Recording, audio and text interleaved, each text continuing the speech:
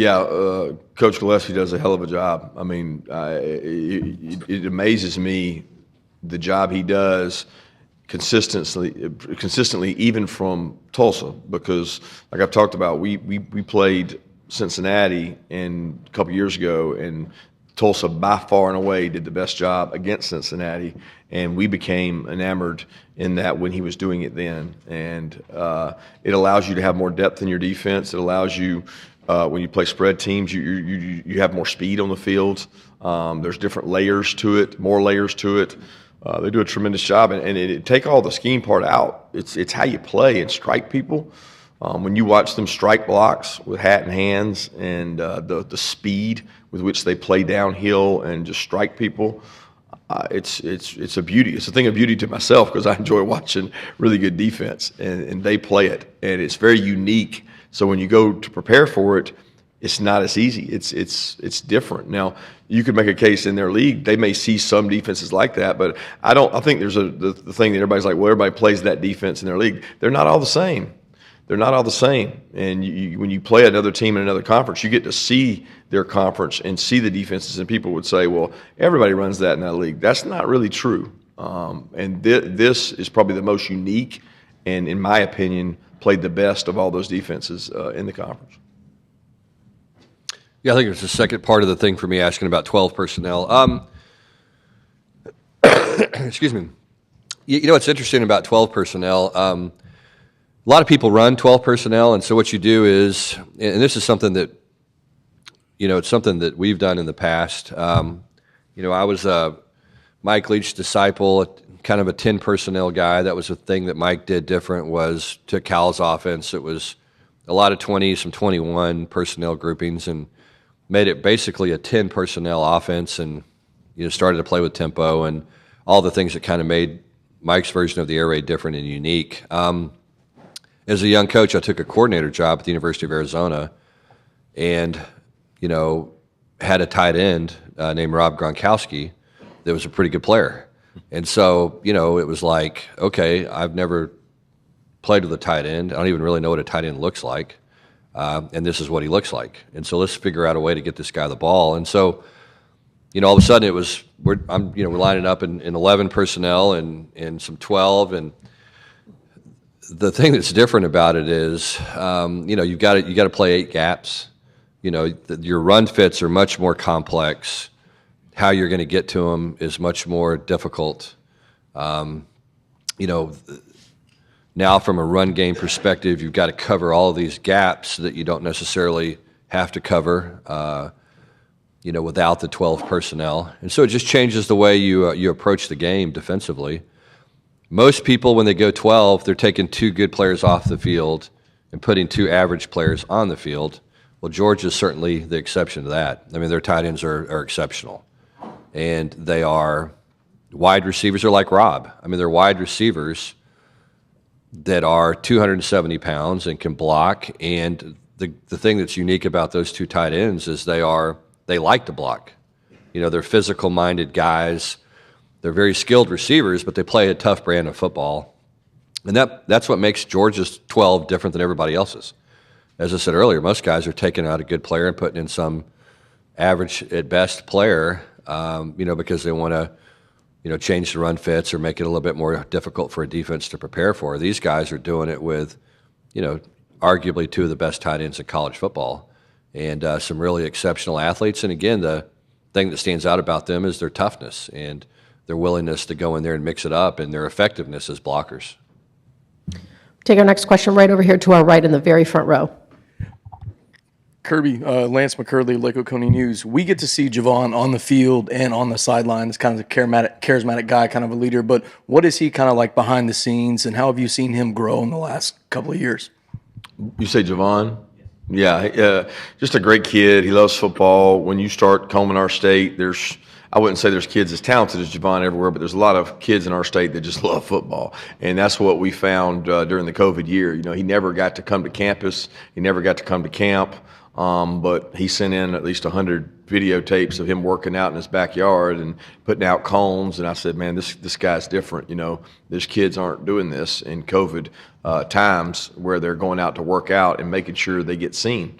And we just kind of fell in love with the culture and the toughness of the kid, and he's become he makes our team tougher. You know, he's had injury after injury. He's had some shoulders, and he won't put on a black shirt. He creates a dynamic on our team of if you think you're hurt, look at Javon. He'll go out there and practice every day, and he'll have contact and play with toughness. I think in this day and age, that's different in football, and it creates a little bit of an attitude for our team that makes us better. It permeates the special teams, and even receivers see it, you know, and they're like, man, if he can go, then I can go. So I think that's the biggest thing he brings to our team. We're going to go right here in the middle in the second row, please. Good morning, gentlemen. Tony Reese, WTVM out of Columbus, Georgia. Addressing injuries going into tomorrow's game, what's the latest update on Darnell Washington, Coach Smart, and Kendre Miller, Coach Dykes? Yeah, we're hopeful we can get Darnell ready to play. He's continued to work really hard, done a lot of rehab, and I know he really wants to. This is his first chance to play on the West Coast, and he's from, you know, Vegas, and this game means a lot to him, and I know it's an important one to him. Yeah, and Kendre, you know, we'll have a run-through today. That's our typical Friday run-through, day before the game, full speed run-through. So we'll get a really good sense of what he can and can't do today, and you know, then make a decision, you know, going into tomorrow. So running backs are different. When you talk about a running back and you're talking about a thigh bruise or a sprained shoulder or a contusion someplace, you know, those are things that running backs can typically play through. When you start talking about, you know, a knee and a sprained knee and the things that go along with that potentially, then you've got to be very, very careful. And obviously, Kendre is going to want to play. It's a big stage. He's a tough kid, but he's a young man, you know, and our job is to take care of him and make sure that we don't just see Monday night, that we see, you know, the big picture as far as taking care of Kendre's health and you know, and doing the right thing for him. Again, not just for Monday, but for, you know, his immediate future. So we'll take it all in today, see where he's at, and then make a decision. We're going to go to our far left in the third row.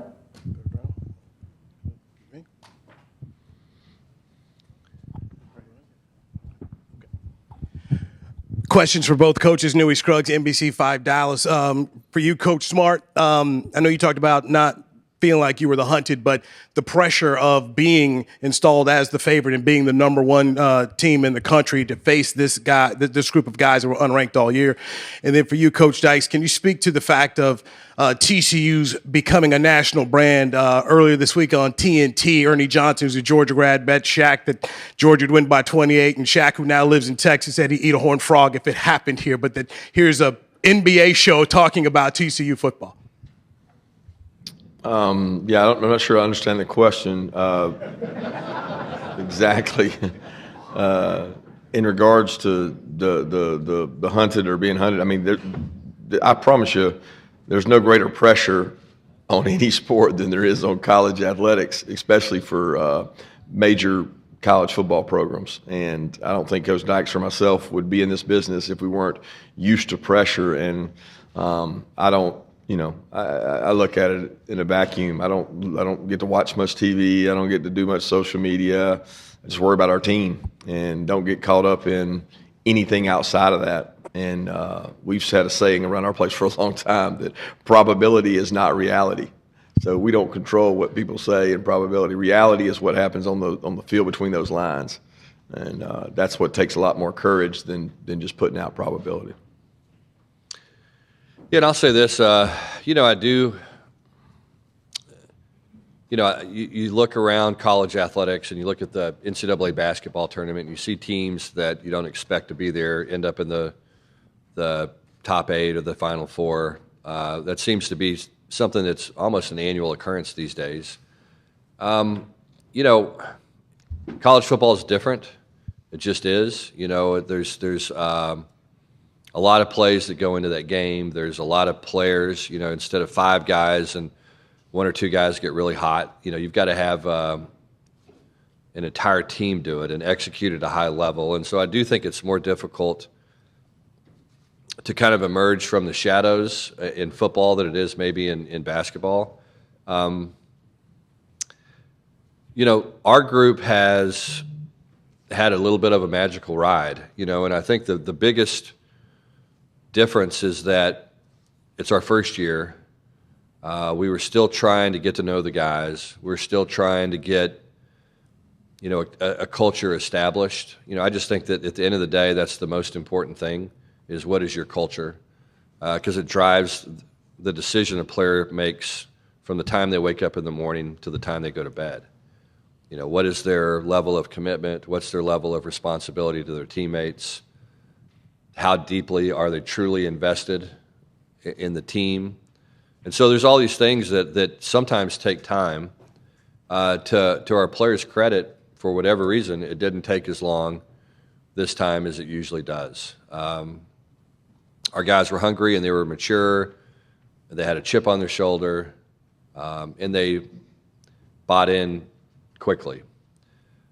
Now, the challenging thing as we move forward, you know, past Monday, is, you know, where do we go from here? And you know, there's a standard now that and a set of expectations that accompany this kind of success. And, you know, to me, that's the exciting part. It really is. I mean, you really get to find out how good you are. It's one thing to kind of get to the top. It's another thing to be able to stay there. And again, that's why I have so much respect for Coach Smart and his staff and the Georgia program, because that's a hard thing to do. It's very, very difficult to do. And it takes a lot of factors and a lot of people and a lot of commitment to be able to do that on a consistent basis. So, you know, we're looking forward to that challenge. You know, there's some doors open to us now because of this success that have been closed for a long time, and it's up to us to figure out how to reap the benefits from when it comes to recruiting, the opportunity to recruit a different kind of player, when it comes to the opportunity to you know, have access to staff members and additional staff, and, you know, just all the things that can help you take the next step as a program.